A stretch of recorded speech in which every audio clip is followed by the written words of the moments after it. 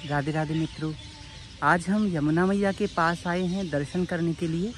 देखिए कितना पवित्र और विशाल स्वरूप है इनका।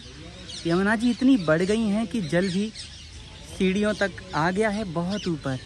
इसमें बहुत सारी सीढ़ियाँ नीचे डूब गई हैं और अभी जो ये जल दिखाई दे रहा है ये हिमालय का दिव्य जल है, एकदम बर्फ जैसा सफ़ेद, बिल्कुल पवित्र। इस समय यमुना जी को देखकर लगता है कि भगवान श्री कृष्ण जब अपने सखाओं के साथ खेलते होंगे, यमुना जी में यहीं स्नान करते होंगे, कितना बहाव होता होगा उस समय। और इस समय यमुना जी हमें एक सीख दे रही हैं। इतना विशाल रूप कि आसपास की सारी चीज़ें बही चली जा रही हैं। उस तरफ पूरा जल ही जल हो गया है, रास्ते बंद हो गए रुकने के, और यमुना मैया दूध जैसी साफ दिखाई दे रही हैं।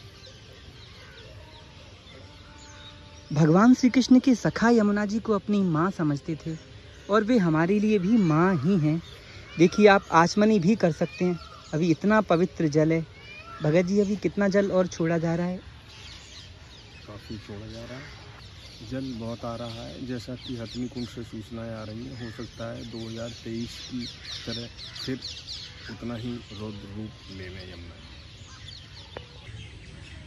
तो यमुना मैया का ये विराट रूप जो आज इतना सुंदर प्रतीत हो रहा है, ये हमें ये सिखाता भी है कि हमेशा शीतल बन के झुक के रहना सीखो।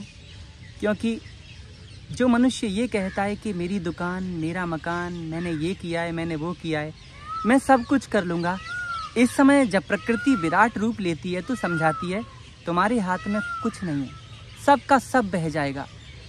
उत्तराखंड में आपने देखा होगा कितने सारे गांव के गांव, जब वहाँ की नदियाँ विराट रूप लेती हैं या बादल फटते हैं तो बह जाते हैं।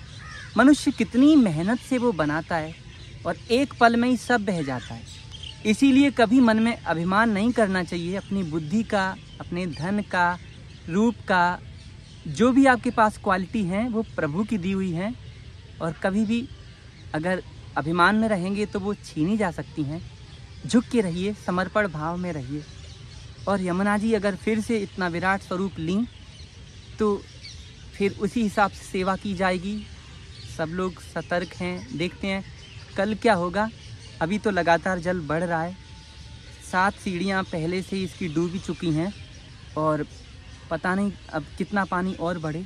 अगर 5 फीट जल और ऊपर आया तो आश्रम में पहुंच जाएगा।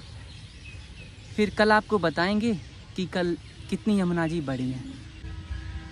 यमुना जी हमें शिक्षा तो देती हैं, आनंद भी देती हैं, भक्ति भी प्रदान करती हैं, लेकिन साथ साथ ये भी समझाती हैं कि हमेशा सतर्क होकर और जागरूक होकर रहना चाहिए।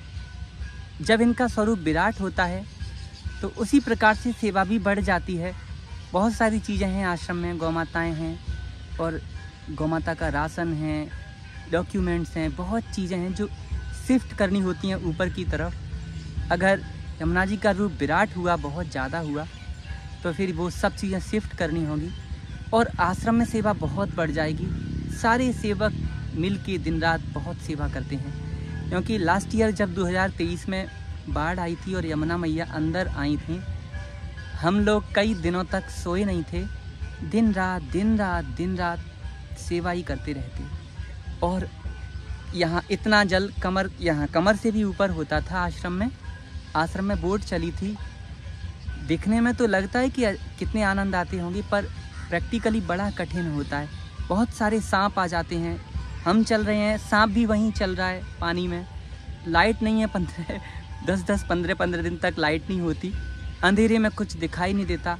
जल में अंदर कमर तक पानी में ही जा रहे हैं जहाँ भी जाना है। स्नान तो हम हमेशा स्नान में ही रहते, भीगे ही रहते थे। इसीलिए थोड़ा कठिन हो जाता है, लेकिन जैसी प्रभु की इच्छा, माँ जो चाहें वे करें। माँ तो स्वतंत्र हैं और हम उनके बच्चे हैं। हमेशा सीख देने और हमें पवित्र करने ही वे आती हैं। श्री बाबा के चरण छूने के लिए आते हैं। अब देखते हैं कल क्या होगा, कल कितना जल स्तर बढ़ता है। अगर समय मिला तो मैं आपको वीडियो बनाकर दिखाऊंगा। तब तक के लिए जय श्री हरि। राधे राधे।